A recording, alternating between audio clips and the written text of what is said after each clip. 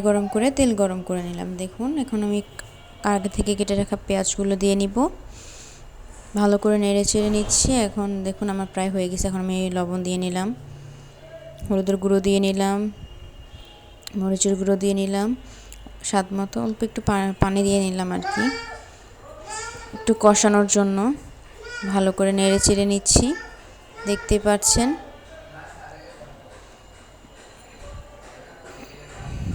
একটু কষাতে হবে। এখন আমি এখানে দিয়ে নিব হচ্ছে কাঁচামরিচ কুচি, কুচি না মানে ফালি, যেভাবে তরকারিতে দেয় আর কি। টমেটো কাটা দিয়ে নিব এখন আমি এখানে। ভালো করে নেড়ে চেড়ে নিচ্ছি, দেখতেই পাচ্ছেন।